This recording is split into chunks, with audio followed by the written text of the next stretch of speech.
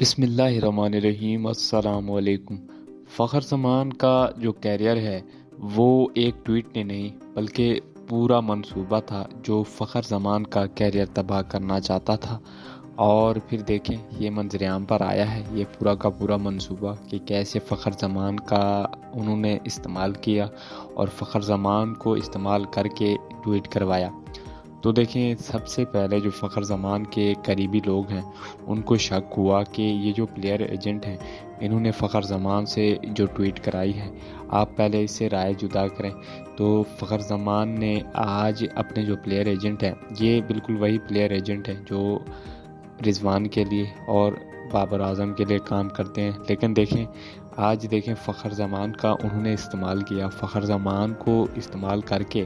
اب ان کے حق کے لیے کوئی ٹویٹ نہیں کر رہا، نہ ہی فخر زمان کو کوئی ساتھ دے رہا ہے۔ تو دیکھیں بابر اعظم کے لیے جو ٹویٹ کی تھی فخر زمان نے،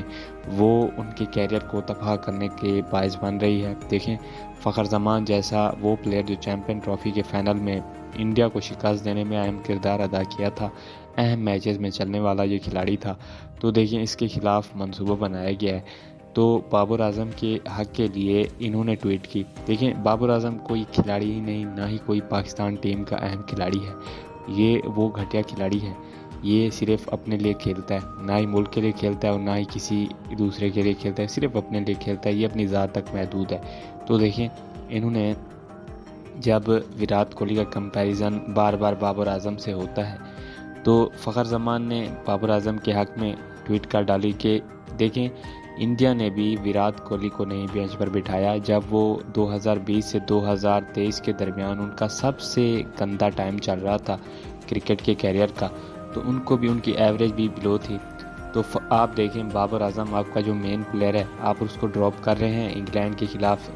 ٹیسٹ سیریز جو تھی اس میں دوسرے ٹیسٹ میں آپ اس کو باہر کر رہے ہیں۔ تو دیکھیں ایک تو فخر زمان سینٹرل کانٹریکٹ سے ہاتھ دھوتے ہیں، تو دوسری بات اس کے بعد دورہ زمبابوے اور دورہ آسٹریلیا کے خلاف جو ان کا اسکواڈ تھا پاکستان کا،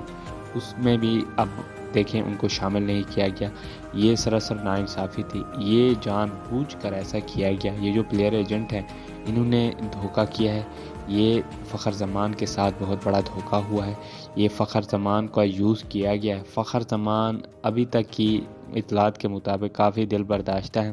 انہوں نے اپنے قریبی لوگوں سے ملاقاتیں کی، قریبی لوگوں سے کافی دیر تک انہوں نے ٹائم پاس بھی کیا، ان کے ساتھ گپ شپ لگوائی، اور پھر ہوا یہ ہے انہوں نے فیصلہ یہ کیا ہے کہ اگر پی سی بی میرے ساتھ ایسا کرتا ہے، اس کا یہی رویہ رہتا ہے میرے ساتھ، تو میں ریٹائرمنٹ لے لوں گا۔ تو دیکھیں صرف محمد عامر ہیں جو ان کے حق میں بولے، کیونکہ محمد عامر ہی وہ واحد کھلاڑی ہیں جو اس وقت پاکستان کو دیکھیں بابر اعظم کے حق میں بھی بولے، فخر زمان کے بھی حق میں بھی بولے۔ دیکھیں اب فخر زمان کو ڈراپ کیا گیا، سینٹرل کانٹیکٹ سے باہر کیا گیا، تو دیکھیں یہ کوئی عام کھلاڑی نہیں، یہ پاکستان کا وہ کھلاڑی ہے جس نے اہم ترین میچز جتوائے ہیں، وہ میچز جتوائے ہیں جس کو پاکستان کو امید بھی نہیں تھی کہ یہ میچز پاکستان جیت سکتا ہے۔ تو دیکھیں یہ جو پلیئر ایجنٹس ہیں انہوں نے یہ ایک منصوبہ بندی کی،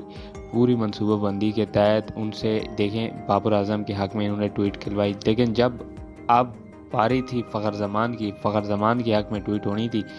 فخر زمان کا ساتھ دینا تھا بابر اعظم نے، رضوان نے، تو ان کے لیے تو کوئی اٹھا ہی نہیں۔ تو دیکھیں سب سے اہم بات یہ ہے کہ یہ جو اس وقت محمد رضوان ٹیم کے کیپٹن بنے ہیں، جو کرسی کی ان میں ہوس تھی وہ ان کی پوری ہوئی۔ سلمان علی آغا T20 اور ون ڈے میں ان کو نائب کپتان بنا دیا گیا، جس بندے کی کپتانی تو دور کی بات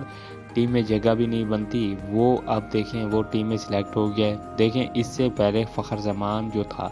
وہ کپتانی کی دوڑ میں شامل تھا، ان کا نام آ رہا تھا کہ یہ پاکستان کی ٹیم کی قیادت کر سکتے ہیں، فخر زمان کا نام تھا، محمد حارث کا نام تھا، دونوں ہی کھلاڑی اس وقت پاکستان ٹیم میں جو ان کے حالات ہیں وہ آپ دیکھ سکتے ہیں، سب کے سامنے ہیں۔ تو دیکھیں بابر اعظم جو ٹیم میں کم بیک کر چکے ہیں،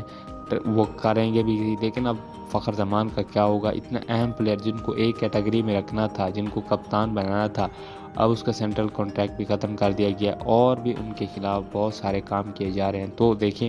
فخر زمان نے مکمل اب تیاری کر لی ہے کہ اگر پی سی بی کا یہی رویہ رہا تو کوچ کی طرح جو گیری کرسٹن ہے ان کی طرح میں بھی مستعفی ہو جاؤں گا، میں بھی کرکٹ سے استعفیٰ دے دوں گا اور میں بھی پھر بیٹھ کر کمنٹری کروں گا احمد شہزاد کی طرح، اور بیٹھ کر پھر پاکستان کی کرکٹ کو برا بھلا کہوں گا، اور ایسے ہی چلتا رہے گا یہ سارا کا سارا نظام۔